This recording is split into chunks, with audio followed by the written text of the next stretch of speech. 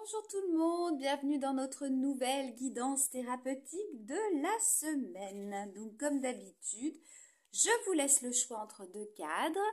Le cadre orange cette semaine et le cadre blanc. Et une fois que vous aurez fait votre choix, vous découvrirez votre thérapie de la semaine. Je vous dis à tout de suite groupe 1. Bonjour groupe 1, alors vous êtes tombé sur la thématique de la fratrie. On oublie parfois que notre rapport à nos frères et sœurs nous a construit lui aussi, parce qu'il vient questionner le lien à l'autre d'une façon plus globale. Et si on est enfant unique, ça a aussi un impact sur nous de la même façon. Donc on appelle parfois la fratrie le laboratoire relationnel, parce que c'est elle qui nous permet d'expérimenter les relations entre enfants du même âge, et qui nous permet aussi d'organiser les schémas relationnels dans notre cerveau, qui vont perdurer jusqu'à notre âge adulte. Est-ce que vous vous souvenez comment ça se passait les moments entre frères et sœurs chez vous? On vous propose aujourd'hui de mobiliser vos souvenirs des relations dans votre fratrie personnelle. Et si vous n'en aviez pas de frères et sœurs, de vous rappeler comment vous pouviez rentrer en relation avec les autres enfants de votre âge, comme à l'école par exemple, ou dans le voisinage, ou encore avec vos cousins et vos cousines. Donc groupe 1, quelle place est-ce que vous aviez dans la fratrie? Quel rôle? Est-ce que c'est la même place dans vos relations aux autres? Comment est-ce que vous le vivez? Dans votre fratrie, et si vous êtes enfant unique, vous changez fratrie par les enfants de votre âge à l'époque que vous côtoyez le plus. Donc dans votre fratrie, de choix ou de cœur, ou génétique, est-ce que vous étiez isolé ou plutôt entouré? Est-ce que vous viviez des chamailleries, de la rivalité, de l'agressivité, de l'autorité, ou encore de la complicité, de la protection?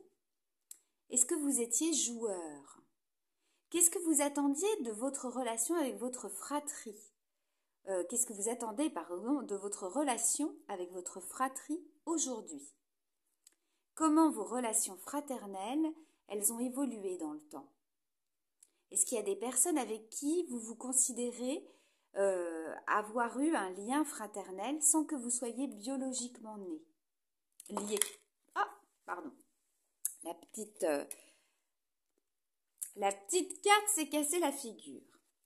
Dernière question, est-ce qu'il vous arrive d'identifier comment votre relation à votre fratrie ou bien votre statut d'enfant unique a pu influencer les liens que vous avez aujourd'hui avec vos pairs, vos amis, vos collègues, etc. Voilà groupe 1, une belle thématique. Je vous souhaite une belle thérapie, une bonne réflexion. J'espère que ça vous permettra de découvrir des choses sur vous qui sont intéressantes, mieux vous comprendre. Et en attendant, je vous souhaite une très bonne semaine et je vous dis à la semaine prochaine. Au revoir. Bonjour groupe 2. Alors vous êtes tombé sur la thématique de la honte. La honte, c'est une émotion qui est parfois confondue avec la culpabilité. On est tombé il n'y a pas très longtemps sur la thématique de la culpabilité. Et c'est vrai qu'on avait abordé ce sentiment de honte. Donc la honte, elle désigne pas la même chose que la culpabilité, c'est ce qu'on avait vu. Parce que quand la culpabilité, elle parle de fautes et d'actes qu'on a commis, la honte, elle nous parle de ce que nous sommes. Donc il s'agit plus de choses qu'on aurait qu'on aurait mal faites, mais d'être une mauvaise personne en fait.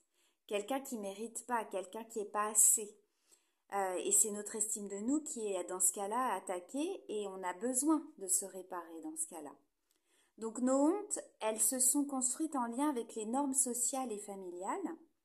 Donc vous pouvez,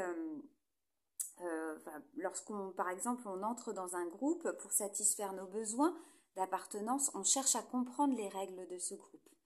Et la honte, elle nous sert à sentir quand on s'en éloigne et qu'il existe pour nous un risque d'exclusion. Elle nous dit tu fais pas comme il faut pour être accepté à cet endroit. Et ça pourrait s'arrêter là, ça pourrait ne pas aller plus loin et disparaître tranquillement.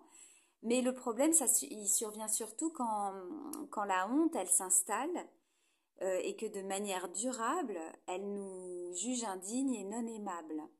Et à ce moment-là, on se dévalorise et ça génère du stress, hein, donc possiblement de manière chronique la plupart du temps. Donc nos sentiments de honte, ils peuvent être déclenchés par des éléments extérieurs, mais aussi des éléments intérieurs. Donc groupe 2, pardon. Ah, décidément, aujourd'hui, j'ai un petit peu de mal.